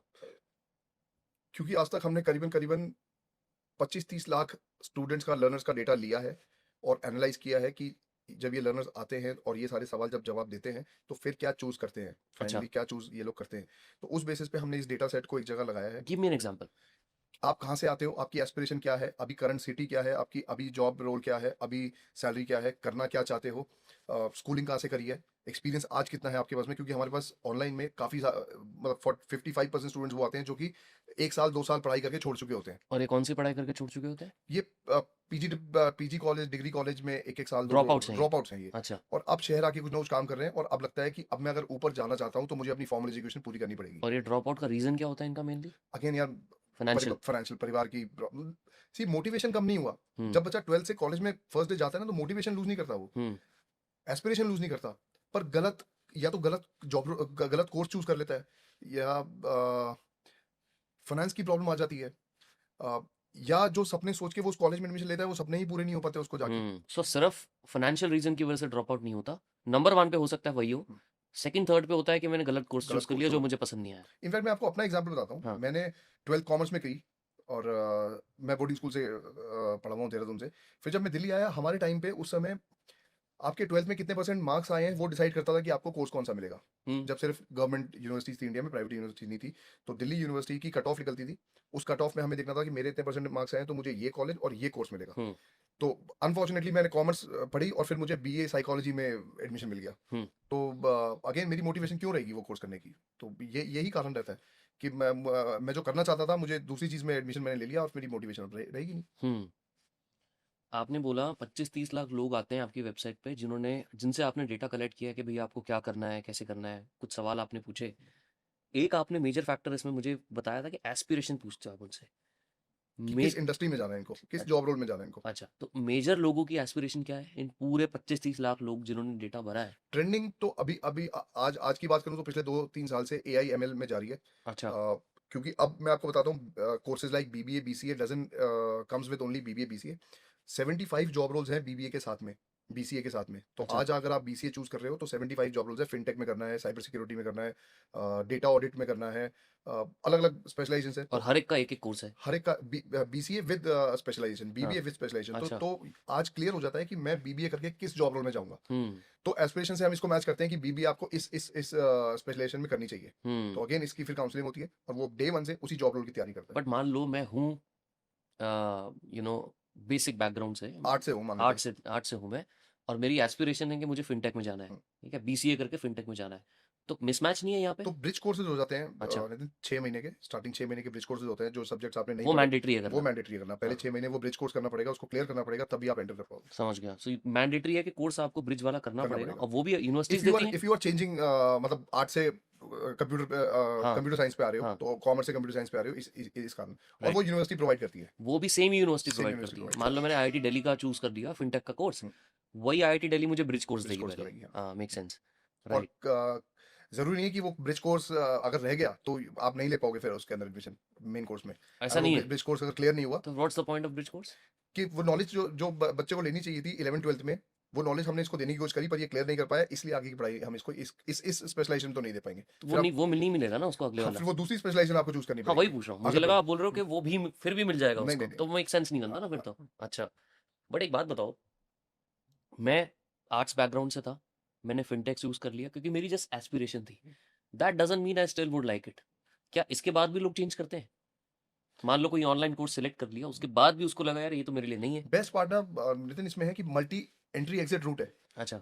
1 साल करो, 1 साल करके आप इंडस्ट्री में चले जाओ, काम करो। ओके। आप लेट से फिनटेक में गए या किसी और फील्ड में चले गए, तो सेकंड ईयर में आके अगेन आप वापस 2 3 4 साल बाद वापस आ सकते हो। सेकंड ईयर कंप्लीट करके फिर आप काम करने जा सकते हो। फिर थर्ड ईयर में वापस आ सकते हो। तो द बेस्ट पार्ट, कितने टाइम का कोर्स है ये 3 साल का कोर्स है। जो आपके यहाँ पे है, वो भी 3 साल का है? और अच्छा। रेगुलर भी 3 साल का है, हाँ। पर जो अब अच्छी चीज हो गई है, क्रेडिट मैपिंग हो गई है। Okay. There is a website called abc.gov.in। Hmm. तो ये एबीसी का फॉर्म है, एकेडमिक बैंक ऑफ क्रेडिट। मैंने फर्स्ट ईयर की पढ़ाई करी, फर्स्ट ईयर के क्रेडिट ले लिए, अब मैं जाके इंडस्ट्री में काम करने लग गया। अच्छा। ये एग्जैक्ट सेम सिस्टम है जो यूएस में चलता है। तो मेरे क्रेडिट मैप हो जाएंगे मेरी एबीसी आईडी में, तो मुझे ओके। क्रेडिट मिलते जाएंगे मेरे बैंक में, क्रेडिट बैंक में।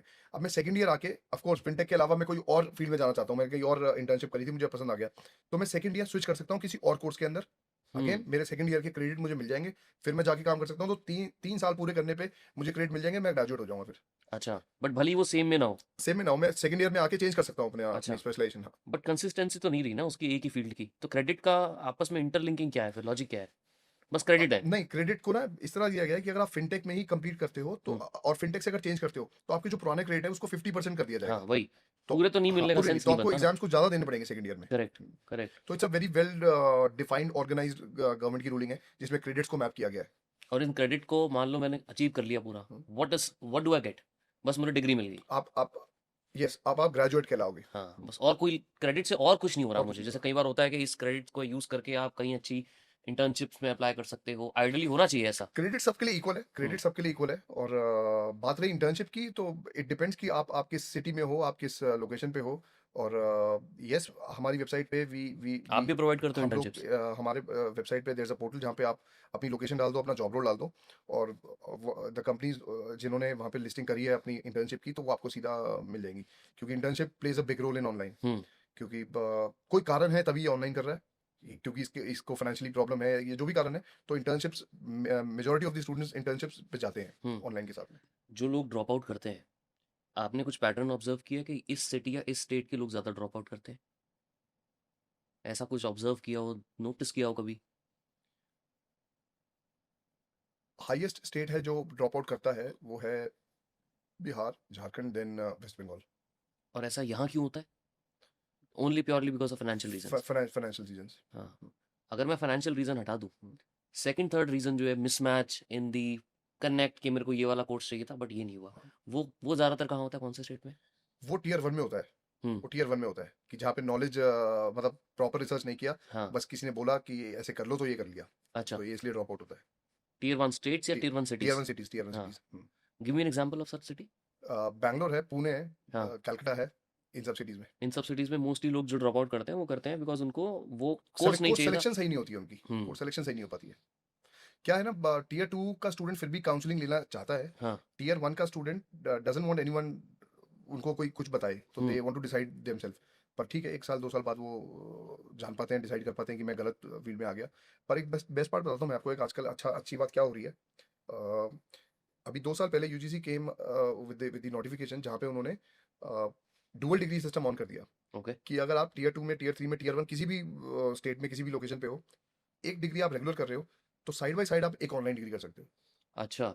तो लॉट ऑफ स्टूडेंट कम्स जो आज बीए कर रहे हैं और ऑनलाइन में बीसीए भी कर रहे हैं, हम्म। या बीबीए कर रहे हैं या बीकॉम कर रहे हैं और ऑनलाइन में बीबीए भी कर रहे हैं। तो डुअल डिग्री का सिस्टम अब ऑन हो गया है। तो मैं जब 3 साल बाद निकलूंगा तो मेरे पास 2 डिग्री होंगी। मुझे एक बात बताओ, और ये मेजर बहुत लोगों को रहता है माइंड में, जैसे कभी हम ऑनलाइन कोर्सेज करते हैं ना, तो वो ऑनलाइन कोर्सेज का सर्टिफिकेशन जो होता है वो कभी कभी हम अपने रिज्यूमेज में या हम अपने लिंक्डइन प्रोफाइल पे डाल नहीं सकते, क्योंकि वो लोग ऑब्जेक्ट करते हैं कि यार ये कोर्स तो आपने ऑनलाइन किया है, तो आप इसको as a full fledge proudly नहीं बोल सकते कि मैंने यहाँ से किया है या एफिलिएशन है। जो डिग्री यहाँ से मिलती है आपके यहाँ से, ऑनलाइन एजुकेशन जब लोग करते हैं affiliated bye multiple top universities, उस डिग्री में और जो रेगुलर डिग्री मिलती है, क्या उसमें कुछ फर्क होता है? यूजीसी ने इसको भी नोटिफाई किया था हाँ। 2022 में कि degrees obtained through regular education, degrees obtained through online will be treated as per. अगर मैं कहीं स्टडी अब्रॉड भी करने जा रहा हूँ इंडिया से बाहर, तब भी मुझे सेम क्रेडिट मिलेंगे जो मुझे ऑनलाइन में मिले और जो मुझे रेगुलर में मिले। दोनों में सो कोई फर्क नहीं दोनों है? में कोई फर्क नहीं होता। और आज सोसाइटी ऐसा समझती है कि एचआर इनको उतना वैल्यू नहीं देगा जितना कि ऑनलाइन ऑफलाइन ऑफलाइन वाले को देगा। पर मैं आपको बताऊं कि आज एचआर ये जानना चाह रहे हैं कि ऑनलाइन के साथ क्या किया। हम्म। रेगुलर में उसको पता है कि इसने बीबीए कैंपस से किया है तो बीबीए किया होगा, ये बाहर तो लिखना नहीं होगा। ऑनलाइन के अंदर ये एचआर जानना चाह रहा है कि अगर बीबीए ऑनलाइन मोड से किया है तो साथ में 3 साल क्या किया। हम्म। लेट से 3 साल उसने स्ट्रगल किया, डोर टू डोर डिलीवरी किया, या कुछ भी प्रोडक्ट उसने जाके मार्केट में सेल किया, वो हसल देखी, वो स्ट्रगल देखी, तो एचआर के लिए तो ये ज्यादा अच्छा हो गया ना। हम्म। तो आज ऑनलाइन मोड में एडिशनल सपोर्ट हो जाता है कि मैंने 3 साल ये काम भी किया है। Make sense. भाई आपकी खुद की स्टोरी कैसे शुरू हुई थी कॉलेज विद्या की?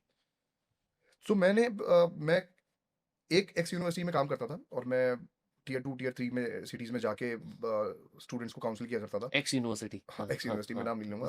तो मैं छोटी छोटी सिटीज़ में आपको जाता था। पता है ना, आपके लिंक्डइन प्रोफाइल पे शायद लिखा होगा ये। हाँ, लिखा होगा। हाँ, तो वो तो पता लग ही जाएगा लोगों को। तो मैं tier two tier three cities में जाके स्टूडेंट्स को काउंसिल करता था। हाँ। और नॉर्थ इंडिया में शायद ही कोई ऐसी सिटी है जहाँ पे मैंने ट्रैवल नहीं किया। मैंने बहुत एक्सटेंसिव ट्रैवल किया है, अलग अलग स्कूल्स में, अलग अलग सिटीज़ में जाके सेमिनार्स दिए हैं। ये आउट ऑफ पैशन करते थे काउंसलिंग आप, या कोई यूनिवर्सिटी का मैंडेट था कि आपको एज अ काउंसलर जाना मुझे है? काउंसिलर जाना है, मेरी मेरी जॉब ही अच्छा ये थी अच्छा। कि मुझे अलग अलग अच्छा। सिटीज़ में जाके काउंसिल करना है। ओके। तो यहाँ से मैंने प्रॉब्लम आइडेंटिफाई करी कि मेरे पास में इस स्टूडेंट को देने के लिए एक ही यूनिवर्सिटी क्यों है। हम्म।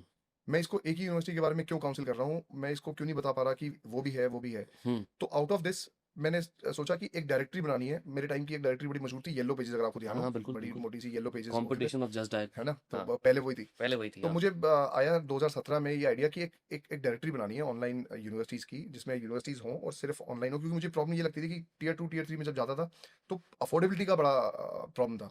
ये बच्चे सिटी में जाके नहीं रह सकते, इनके पास नहीं है वो बजट, इनको वहीं पे पढ़ाया जाएगा तो ही प्रॉब्लम सॉल्व होगी। तो एक ऐसी डायरेक्टरी बनाने की सोची कि जहाँ पे सारी यूनिवर्सिटीज़ को लिस्ट करेंगे और उनके बारे में सच्चाई लिखेंगे जो वो अपनी वेबसाइट पे नहीं दिखाते हैं। बट सच्चाई लिखने के लिए ऑब्जेक्शन तो आता होगा बहुत जगह पे, यार तुम हमारे बारे में ये सब क्यों लिख सी रहे हो। हम एग्जैक्ट रिव्यूज देते हैं और हम अपनी वेबसाइट पे स्टूडेंट्स के रिव्यूज कभी हटाते नहीं है। अच्छा। आप you can check all the current student of the universities, उन्होंने क्या रिव्यू दे रखे हैं, वो खराब भी आते हैं, वो अच्छे भी आते हैं। और ये बट कैसे इंश्योर करते हो ये वहीं का स्टूडेंट है। क्योंकि स्टूडेंट काउंसलिंग हमारे थ्रू लेके जाते हैं ना, अच्छा। तो हमारे पास डेटा रहता है कि आप एक्स यूनिवर्सिटी में हो या वाई में हो, तो आप आके अपनी यूनिवर्सिटी को ही रिव्यू दे सकते हो। हाँ। ऐसे नहीं कि कोई भी आके रिव्यू दे देगा। तो ऑल दीज डिटेल्स जो यूनिवर्सिटी अपनी वेबसाइट पे नहीं दिखाते, जैसे कि एलएमएस का डेमो, प्लेसमेंट का ट्रैक रिकॉर्ड, रिफंड पॉलिसी क्या है, सबकी अलग अलग होती है, तो रिफंड पॉलिसी क्या है, ये सारी चीज़ें हमने कभी दिखाना कोई शुरू कर दी। यूनिवर्सिटी आई है जिसने बोला अरे हटाओ। बहुत सारी आती हैं, रोड लड़ाई लड़ाई चलती रहती है। हाँ। तो लड़ाई लड़ते रहते हैं हम लोग। कोई ऐसी बड़ी यूनिवर्सिटी जिसने ऑब्जेक्शन रेज किया विदाउट नेमिंग ऑफ कोर्स। हाँ हाँ, अभी पीछे ही अच्छी खासी धमकियां भी आई थी अच्छा। कि ये ठीक कर लो, नहीं तो ऐसा हो जाएगा वैसा हो जाएगा। क्या हो जाएगा। मतलब वेबसाइट बंद करवा देंगे आपकी। Government private. प्राइवेट यूनिवर्सिटी थी कि अच्छा। आपकी वेबसाइट को बंद करवा देंगे, लीगल एक्शन लेंगे आपके। तो उन्होंने ठीक है, लो आप, हम लड़ेंगे इसके लिए, हाँ। क्योंकि हम ये लड़ाई बच्चों के लिए लड़ रहे हैं, हम लोग ये लर्नर्स के लिए लड़ रहे हैं। तो वो चलती रहती है, हर हम्म 3 4 6 महीने में आती रहती है। तो ये जब डायरेक्टरी बनी और जब ये ऑनलाइन गई, तो स्टूडेंट्स के फोन आने शुरू हुए हम्म। कि हमें तो समझ नहीं आ रहा है, इसमें इतनी सारी यूनिवर्सिटीज़ है, आप प्लीज़ हमारी हेल्प करिए, हमें बताइए। वहाँ से सिलसिला शुरू हुआ, जब एक स्टूडेंट को काउंसिल किया कि नहीं समझ आ रहा है तो ऐसा कर लो। हाँ। और फिर 1 से 2, 2 से 3, 3 से 4, और आज करीबन हम 750 लोग हैं जो डेली बेस पे हज़ारों बच्चों की काउंसलिंग करते हैं। Your 750 people. Hmm. Wow. And कितने लोगों तो आज तक आप काउंसलिंग कर चुके होंगे। करीबन 1,35,000 1,40,000 को काउंसिल कर चुके होंगे हम लोग। और और वो इनमें से कितने लोगों ने कोर्सेज ले लिए। ये वो लोग हैं जिन्होंने कोर्सेज लिए। अच्छा। हाँ, काउंसिल तो कॉल्स तो मतलब बहुत होंगी हाँ, उसके अलावा। काउंसिल तो बहुत होंगे। हाँ 25-30 लाख आई थिंक जो आप पहले जी, नंबर बोल बिल्कुल रहे थे। बिल्कुल बिल्कुल। उनमें से 1.5-2 लाख लोगों ने कोर्सेज लिए। कोर्सेज लिए। हाँ। एंड ये ऑलरेडी सबके कोर्सेज कंप्लीट हो चुके हैं आई एम अज्यूमिंग, कुछ लोगों के चल रहे होंगे लास्ट बैच हाँ के। हाँ हाँ हाँ, 2019 20 21 वालों के कंप्लीट हो गए। हाँ उससे पहले वालों के कंप्लीट, अब जो हैं वो तो जो रेगुलर हाँ भी जो चल हाँ रहे हैं। हाँ। तो इन लोगों में ट्रेंड क्या देखा है आपने कि after graduation after doing the online course affiliated through your portal, क्या प्लेसमेंट रिकॉर्ड है इन लोगों का। इन्हें मेजोरिटी को इनको ग्रोथ मिलती है इनके करंट जॉब रोल में। कितना परसेंट ग्रोथ एक्सपेक्टेड होता होगा। इसको नंबर में कहना बहुत मुश्किल है, हाँ। क्योंकि किसी को 10% मिला, किसी को 20%, किसी को प्रमोशन मिला, किसी को डेजिग्नेशन प्रमोशन मिला।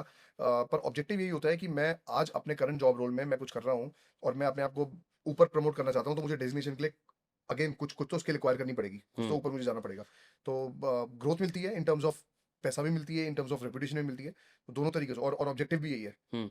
कि मैं करंट जॉब रोल से, मैं जैसे स्विगी हाँ वाला उसके एग्जांपल का बताया था। एग्जांपल बताया, तो वो जिंदगी भर डिलीवरी नहीं करना चाहता, वो गिग फोर्स से बाहर निकल के एक ऑफिस वाली जॉब भी करना चाहता है। हम्म। तो द डे ही ग्रेजुएट, वो स्विगी में ही जाएगा कि अब मैं ग्रेजुएट हो गया हूँ, तो I need a different job. तो स्विगी भी देखेगा कि हाँ, इसने 3 साल मेहनत करी है, पढ़ाई करी है, तो अगर कोई जॉब रोल निकलेगा आई एम श्योर कि स्विगी में, तो वो उसको ट्रांसफर करेंगे उस जॉब रोल में। ज़्यादातर जब लोग आपको कॉल करते हैं आई एम श्योर पेरेंट्स जब आपसे बात करते होंगे उनका कुछ अलग पर्सपेक्टिव होता होगा उसको लेके, बच्चों का अलग पर्सपेक्टिव होता होगा, दोनों की सोच में क्या डिफरेंस है। तो 2 तरीके के लर्नर्स आते हैं, जैसे जो बच्चे 12th पास होते हैं, हाँ। जो बच्चे ग्रेजुएशन करना चाहते हैं, उनका ज़्यादातर जो डिसीजन मेकिंग होती है वो पेरेंट्स से होती है। तो पेरेंट्स भी वर्चुअल कॉल्स पे आते हैं और लर्नर्स भी रहता है। हाँ। पेरेंट्स के सवाल ज़्यादातर ये रहते हैं कि इसके आउटकम क्या होंगे, इसमें आउटकम कैसे होंगे। और स्टूडेंट के सवाल होते हैं कि इसमें क्या पढ़ाया जाएगा, इसमें सिलेबस कितना है, इसमें पढ़ाई कितनी लंबी होगी, और साथ में मैं क्या कर पाऊंगा। तो दोनों के सवाल डिफरेंट होते हैं। हम्म। और दूसरे स्टूडेंट्स आते हैं, दूसरे होते हैं जो जो मास्टर कोर्सेज करने आते होते हैं, जो सेल्फ डिसीजन मेकर होते हैं, जो काम कर रहे होते हैं, जो जॉब कर रहे होते हैं। जब पेरेंट्स आपसे सवाल पूछते हैं उनका हमेशा फोकस रहता होगा कि जॉब कितने की लगेगी, हम्म, बच्चों का रहता है कि मैं पढ़ूंगा कितना पढ़ूंगा इसके कितना अंदर, इसके लिए। राइट। ऑन एन एवरेज क्या फीस रहती है इन कोर्सेज की। इन कोर्सेज की 1 से 3 लाख की कोर्स फीस रहती है। एंटायर या पर एंटायर, ईयर। नहीं एंटायर। और एंटायर। बेस्ट पार्ट है कि these fees can be paid in equal EMIs in months. तो 3,000 रुपये से 5,000 रुपये की ईएमआई में बेस्ट ऑफ द यूनिवर्सिटी से आप अपने कोर्सेज कर सकते सो 1 से 3 लाख का मान लीजिए मैंने कोर्स किया, हो। व्हाट्स द मीडियन प्लेसमेंट, जिसे आप मीडियन लिखाते हैं अपनी वेबसाइट पे, आपने बोला व्हाट्स द मीडियन प्लेसमेंट। 3 से 5 लाख।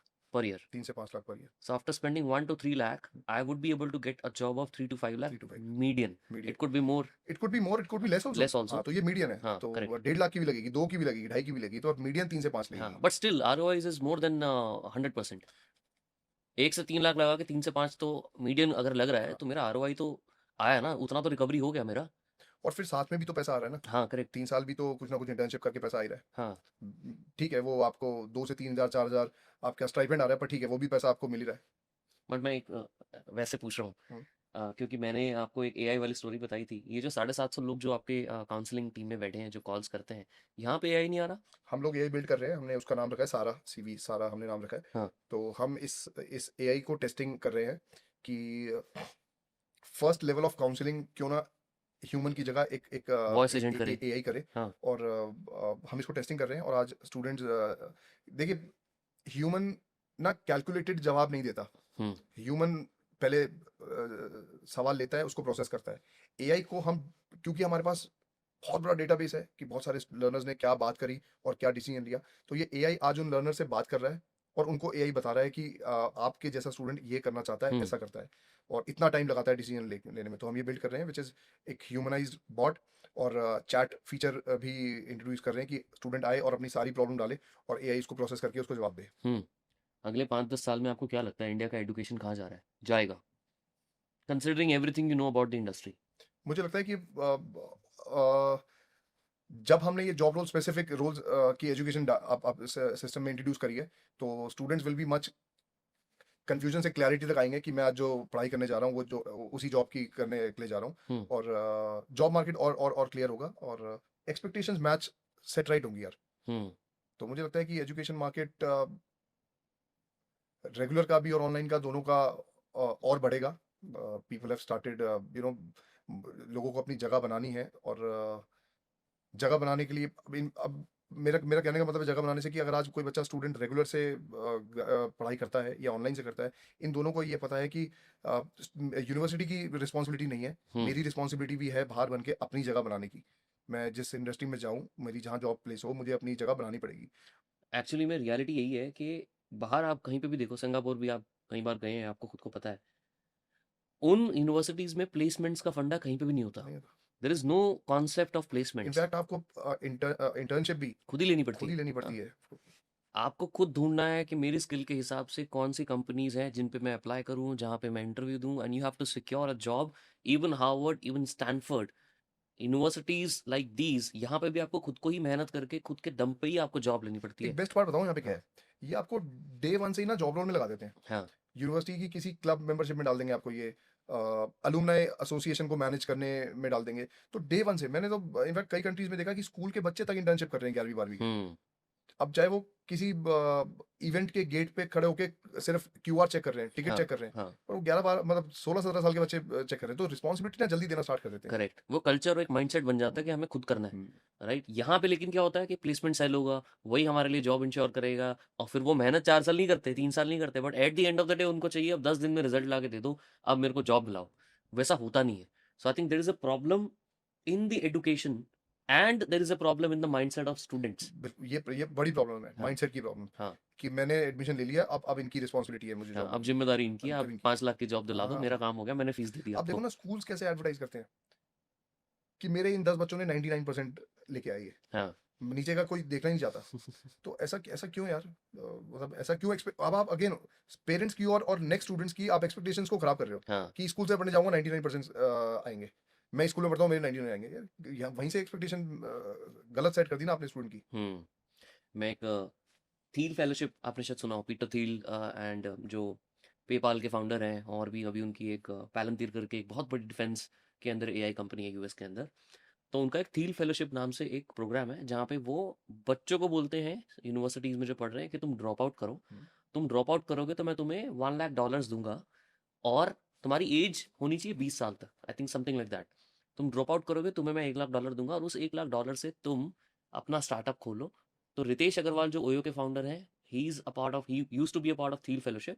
ऐसे ही आपने इथेरियम, जो क्रिप्टो करेंसी में चल रही है। इथेरियम होगा, बिटकॉइन जैसा ही एक प्रोडक्ट है, वो इथेरियम जो चेन है, वो उसके जो फाउंडर है वो भी उसी थील फेलोशिप के हैं। इनफैक्ट जो क्लॉड है, हम्म, क्लॉड के जो फाउंडर हैं वो भी थील फेलोशिप के, जो एंथ्रोपिक कंपनी है। हम्म, लेकिन आयरनी ये है, खुद Peter Thiel is a graduate of one of the top universities. तो डिस्कनेक्ट यहाँ पे ये है। तो मुझे आपसे ये पूछना है कि a lot of people are promoting and paying people to drop out. In fact similar example is Nikhil Kamath here in India. वो भी आजकल इसी चीज को प्रमोट कर रहे हैं कि degrees are worthless, you don't need a degree any more. So you being a promoter of online education, and obviously आपका थीसिस इसके ऊपर बना है कि यार डिग्री होनी चाहिए, उसका रेलेवेंस है। हम मुझे आपसे पूछना है, क्या डिग्री मैटर करती है या स्किल मैटर करता है? अगेन दोनों मैटर करते हैं, दोनों Why do दोनों। they matter both, especially in the context of India? हम ना ये कई बार डिबेट कर चुके हैं, कई जगह हम्म, बात कर चुके हैं इस बारे में कि skill can get you a job, skill yes skill can get you a job, पर मुझे उस जॉब से जो ऊपर लेके जाएगा, अगर मुझे लेट्स से मैं आज एक एडिटर हूँ, वीडियो एडिटर हूँ, मुझे स्किल आती है, मैं वीडियो एडिटिंग बहुत चीज़ें करता हूँ, पर अब मुझे अगर टीम ऑफ वीडियो एडिटर बनानी है, मुझे अब उसके अंदर मुझे मुझे मार्केट भी करना होगा, मुझे बहुत सारी कंपनीज के पास जाके सेल्स भी करनी होगी, मुझे नए नए क्लाइंट्स लाने होंगे, उसके लिए मुझे फॉर्मल एजुकेशन चाहिए होगी। हम्म, तो skill can get you a job, balanced with degree can get you growth in life. Hmm, अब एडिटर जिंदगी भर एडिट नहीं करता रहेगा, उसको उसको बड़ा भी करना पड़ेगा। अगर स्केल करना है, बड़ा करना है, तो मुझे मुझे दोनों चाहिए होंगी। हम्म, सी बहुत जगह बहुत सारे पॉडकास्ट में बात होती है कि ड्रॉप आउट्स अच्छा बिल्ड करते हैं, पर कितने हम्म, कितने कितने हैं ऐसे, मतलब हार्डली लिमिटेड हार्डली नंबर्स। है। और मैं तो ऑनलाइन में सपोर्ट करता हूँ ना कि एक साल पढ़ो, जाओ काम करो, हम्म, जाओ ना, बिल्कुल बिल्कुल काम करके आओ, सेल्स करके आओ, देखो मार्केट में कैसे है, जाओ गर्मी में, जाओ सर्दी में, जाओ बारिश में, हम्म, कुछ भी सेल कर सकते हो, सेल करके आओ।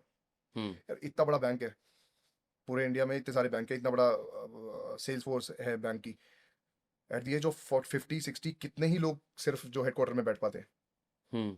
जिन्होंने सबसे ज्यादा स्ट्रगल की होती है, जिन्होंने सबसे ज्यादा पसीना निकाला होता है, जिन्होंने सबसे ज्यादा पैदल चला होता है, जिन्होंने सबसे ज्यादा क्लाइंट्स पे काम किया होता है, वो जा पाते हैं।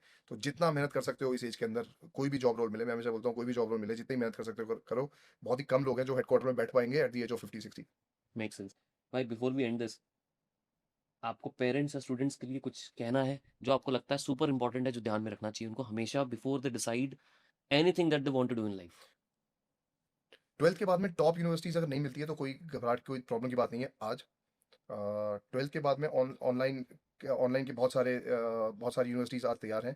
आप फाइंड आउट करने की कोशिश करो कि कौन सा जॉब रोल है जो आपके बच्चे के लिए सही है, और बेसिक लेवल ट्रेनिंग देना स्टार्ट करो, जॉब मार्केट में भेजो, और धीरे धीरे उसको टॉप 10 यूनिवर्सिटी से ऑनलाइन पढ़ाने की कोशिश करो। ज़रूरी नहीं है कि फाइट जो है वो टॉप टॉप 10 की है। हम्म, बहुत सारे कॉम्पिटिटिव एग्जाम्स हम बच्चों को कराते हैं जिनके अंदर वो मार्क्स नहीं ला पाते हैं, तो नेक्स्ट ईयर एक और साल उनका ख़राब करते हैं। नहीं, ज़रूरत नहीं है। आप उन बच्चों को ऑनलाइन एजुकेशन में एनरोल करवाओ, मार्केट में भेजो, इंटर्नशिप करवाओ, बेसिक लेवल जॉब में भेजो, कोई प्रॉब्लम नहीं है। 100% उनका करियर बनेगा। अच्छा, मेरा एक सवाल ये था कि अगर मान लो मुझे आईआईटी दिल्ली वाला कोर्स करना है आपके हम्म, यहाँ से, तो उसके लिए भी मुझे एग्जाम देना पड़ेगा? नहीं, कोई एंट्रेंस नहीं होता ऑनलाइन में। अच्छा, ऑनलाइन में कुछ नहीं देयर है? Is no entrance. हाँ, anybody can just anybody go can, and get? Eligible candidates can go and take admission, और वो एनरोलमेंट। हर कोर्स के लिए हर एलिजिबिलिटी एलिजिबिलिटी क्राइटेरिया होगा, अलग नहीं होती है है, तो वो अलग ब्रिज होती कोर्स करो? है, बेच कोर्स करो। Make sense. ठीक है भाई, थैंक यू सो मच, बहुत मज़ा आया आपसे बात करके। Thank you. मोस्ट वेलकम भाई। थैंक यू सो मच ये पॉडकास्ट एंड तक देखने के लिए। अब आपसे मुझे 3 फेवर्स चाहिए, एंड आई रियली होप कि आप ये मेरी तीनों विश पूरी करोगे। पहला, इस चैनल को प्लीज़ सब्सक्राइब कर दो, क्योंकि जितने ज़्यादा सब्सक्राइबर्स होंगे हम उतने अच्छे और इम्पॉर्टेंट गेस्ट को आप तक लेके आ पाएंगे।